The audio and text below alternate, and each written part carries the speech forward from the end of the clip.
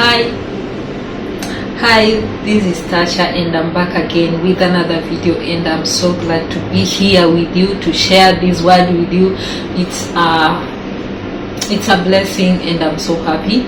And for those who have been here for the first time, please do click on the subscribe button,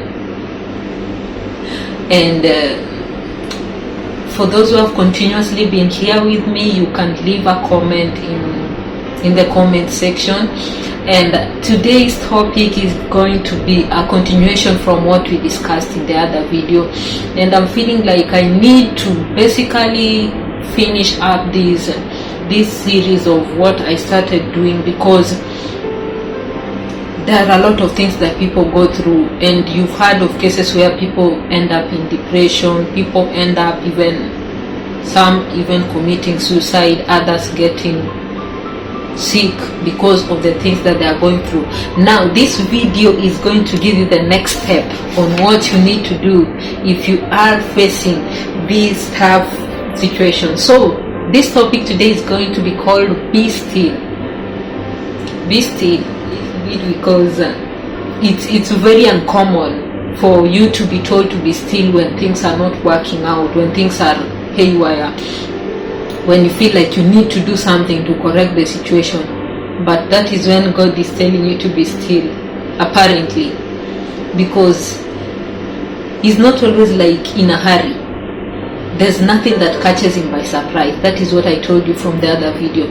So this thing that is going on, He needs you to handle it from His angle. So that is why He's telling you to be still. Be still means that you have to be patient.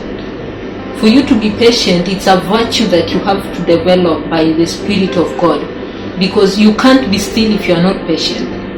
Stillness does not operate that way.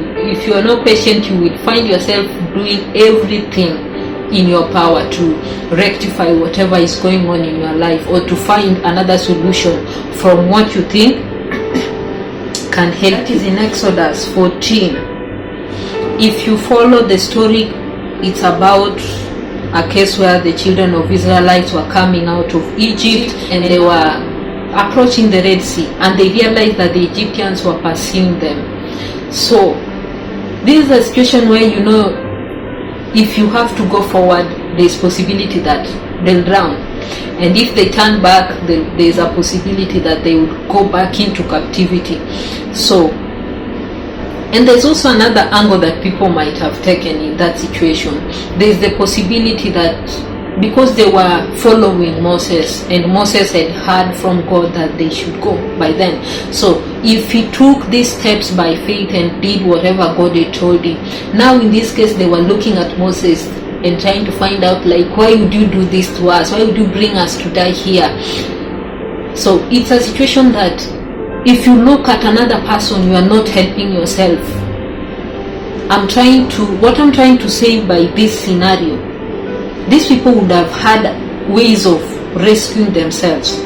They would have had ways of going back and surrendering to the Egyptians. They would have just decided, no, I'm tired of this situation, so let me drown. Or another person might just have said, let me rely on Moses and what he has to say. And yet Moses was also relying on God.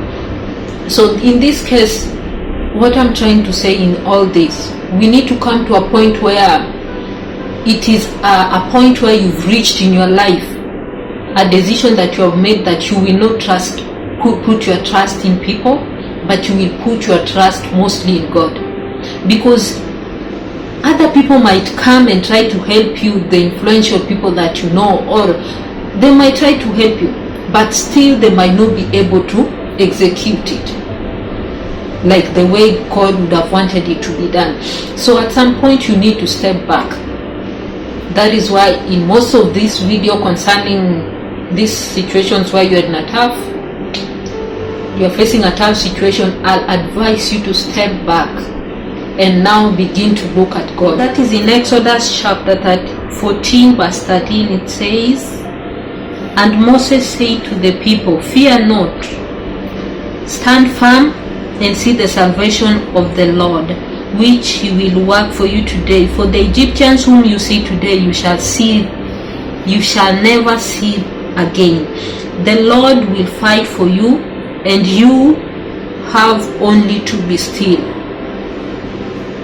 Now, this is interesting, because if the Lord has to fight for you, you have to be still. And most people don't want that. Nobody wants to be still. In most cases, I'm never still. I will do anything to try and get myself out of a crazy situation. I'll try my best, whatever I can. But then it reaches a point where you have tried all the options that you had in mind, and then you reach a point and you realize, like, everything I'm doing is not working, and I'm only exhausted. My faith in God is going down. So the only thing that comes back to you is that, can you begin to focus on God? Can you begin to rely on God? So what I'm trying to say, resist the impulse to help yourself. Resist it. In as much as you feel like, I need to do this, you need to reach a point where you surrendered. Otherwise, you are going to incur more losses than what you're seeing going on. You will end up using a lot of money to save a situation. You will end up going right, left, and center, borrowing money from people, doing everything in your power until you reach a point where you have nothing more to do. But then with God, He's not always busy when you are busy. That is how He operates. If you're going to be busy, then He's going to watch you finish whatever you're doing. Then when you're ready, now you say that, God, you know what? This is where I've reached, and I need you now to take over, because I cannot do beyond this. What I'm saying is not that you become lazy, like you do not do what. Let God direct you on the right thing to do concerning an issue, such that you don't end up spreading your resources on things that are not going to help you, or you are reacting out of panic, you are reacting out of, you want yourself out of that situation. Most of the time that I do that, I find myself still seated in the same situation, perfectly seated in it. So I realized that the best way is just to reach a point and begin to talk to God. Ask Him, like, what is the way forward? Because either way, if I look behind, or if I say that maybe if I would have done this the other way, things would have not turned this way, still it has to do with you, God. If you're in this situation and you are the one who is supposed to get me out of it, because there's nothing that happens without His knowledge. From the previous video, I explained it very well. So if this is the case, you need to begin to rely on God, because the Bible tells us in Jeremiah 17 verse 5, cursed is a man who puts his trust on another man. If the Bible wants you on that means that wherever you are busy running right, left, and center, you are trying to put your trust on your resources, you are trying to put your trust on somebody else who can help you, or you are trying to put your trust in your own self, like, I'm capable, I can do this. There are people who are very wealthy, rich, and still you find that life brings them down to a point where there's nothing they can do about it. It's not even about the money. I'm not talking about if you have resources or you don't have. Live a life knowing that your life was predetermined by God, and everything that is happening, you need to be in connection with God. Otherwise, you are going to fight a battle that you are going to lose. If God is telling you to be still so that He can fight for you, this is not a war that you are going to wage with your own mind. Just when that period of being still, I majorly advise people to go through that period by praying. Just engage yourself in prayer. Even if you're not praying about the issue as such, just use worship, like worship God. Just worship.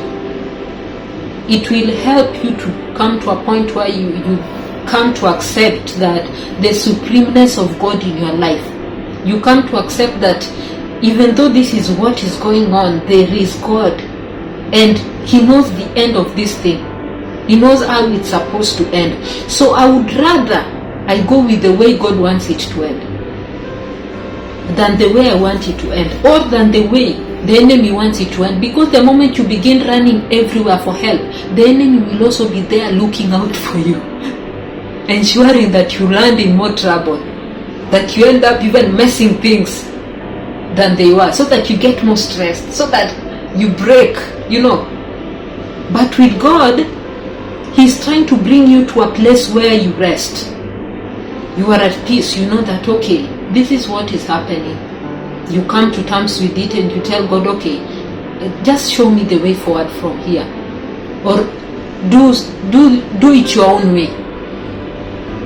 And the only best prayer for you at this time is to tell God, let your will be done, not mine. Not the will of somebody else, not the will of the enemy, but your will. Because if you rest in the will of God, you will always be safe. You will always be safe all through. And then if you also want to know that this thing is real, it's something that some of the people who are more, let's say they were more close to God had gone through such situation, and this is the strategy that they used. We can look at the story in the book of Psalms 46 verse 10, and Psalms was written by David. And if you look at that chapter from the top, it's talking about somebody who is going through a tough situation, somebody who is feeling like things are not working out, and he says, still be still and know that I am God, and I will be exalted among the nations, and I will be exalted on earth. This is a situation that clearly tells you the best way to go about your troubles. Resist the urge to help yourself. I will repeat it to you if you do not hear it very well. Resist that urge. Sometimes I find myself, yes, I've done things, but then you retrace back and tell yourself like, okay, I've done this, but now God, I'm sorry, but I need you to show me the best way forward. Trust in God's timing. He's never late. Don't be like, if I don't do this today, I don't know, it won't work out. Why are you in a hurry? You're still alive. God has given you life, and He wants you to have this kind of life with Him, where He guides you, where He leads you, where He directs you. Even when you are in tough situations like this, you do not lead yourself anyhow. Thanks for watching, and stay tuned for the next video.